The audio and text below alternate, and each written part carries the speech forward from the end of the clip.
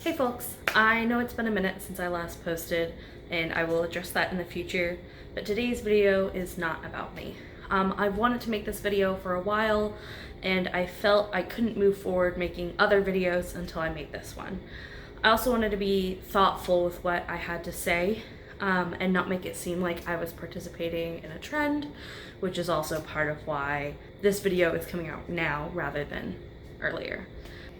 As you can tell by the title, this video is about Black Lives Matter.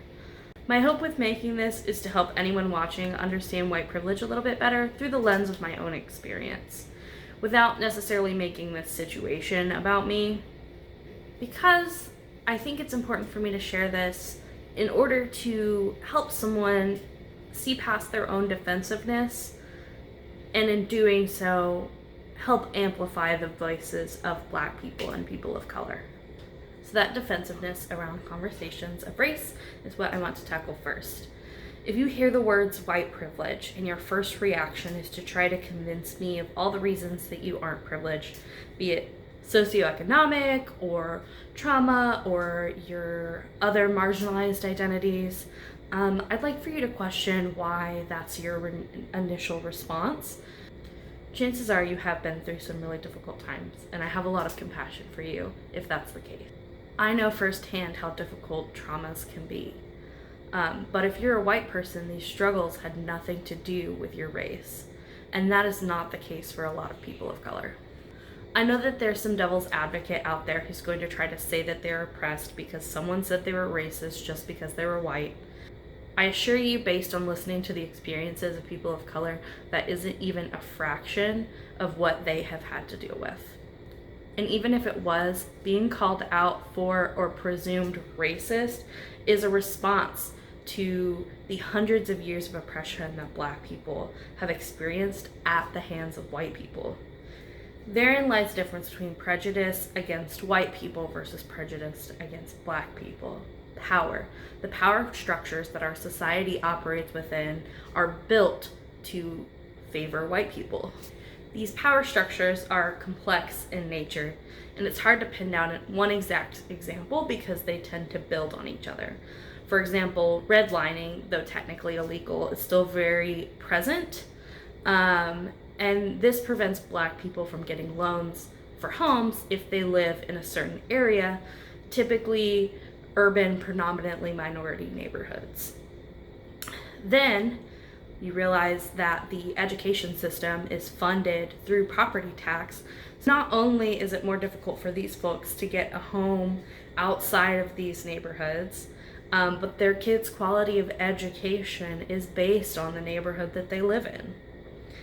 This leads to fewer opportunities for those kids, and with fewer opportunities, people are more inclined to resort to illegal activity as a means for security.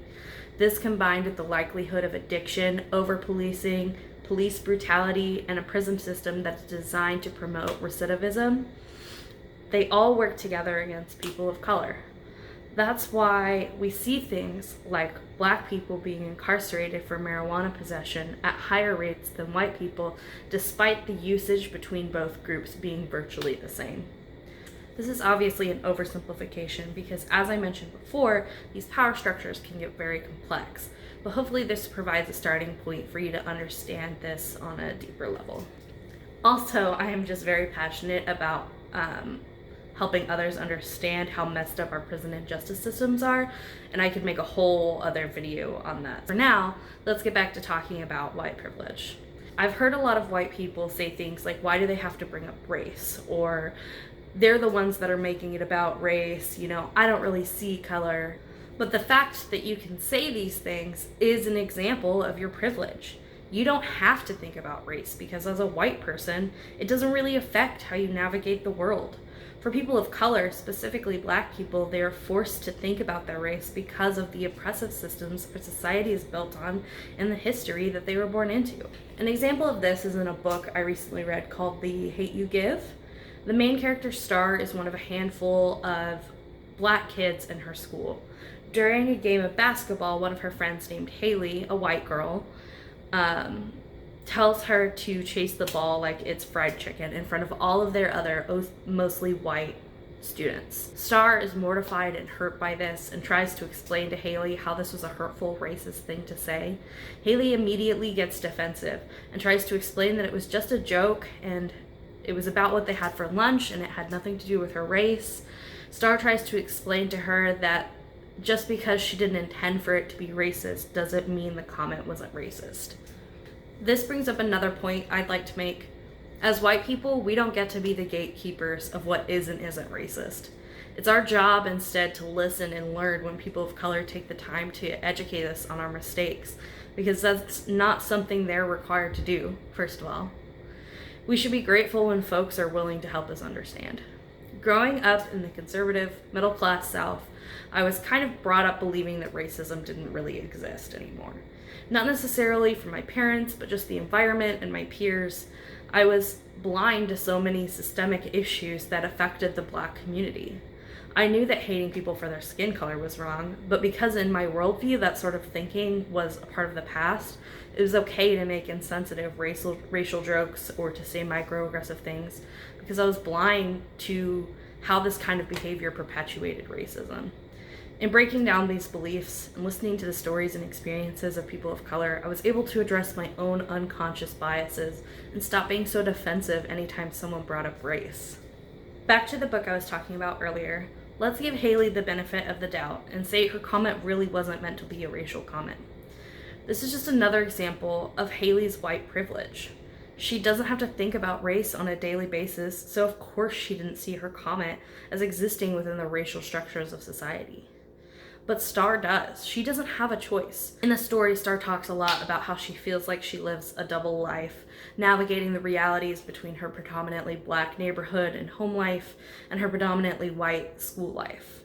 In her school life, she has to be hyper vigilant about how she comes across to her peers. She can't be too angry or too much, or in her words, too ghetto, nor can she come off as weak or a pushover. All of this because of the assumptions that people will make about her. She's constantly having to do this balancing act between the parts of herself she lets shine through. Because of this mindset, hopefully you can see how Haley's comment of course had racist connotations for Star.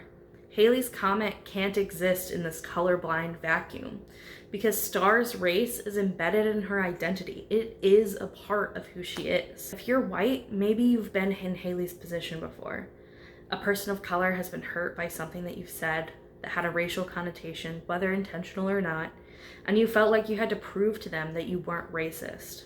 The thing is, it's not our jobs as white people to prove that we're not racist. It's to be anti-racism, be it in the world or in ourselves, and be it conscious or unconscious. That means when a person of color tells you something you've said or done is racist, don't immediately try to defend yourself. Instead, try to understand where they're coming from. That's the only way that we can move forward together. One last thing that I want to hit on, which is why this is so important to me. This channel, my blog, everything that I put out into the world is all rooted in the concept of body positivity. The body positivity movement was started by plus-size women of color because they were tired of being marginalized for all aspects of their bodies. You can't have a conversation about accepting all bodies without including the conversation about race. Not to mention many of the origins of fat phobia stem from racism, but I can make a whole other video on that. Thank you for watching this video, and please don't stop here. Continue to research and expand your mind and listen to the experiences of people of color. Please do not let some white girl on the internet be the end of where your education stops. I've included some links down below to provide additional starting points for those of you that are interested. And if you're a person of color and you have a problem with anything that I've said, feel free to correct me in the comments below. Let's keep this conversation going until Breonna Taylor's murderers are arrested and we finally have justice for all the Black lives taken too soon by those meant to protect them. Black Lives Matter.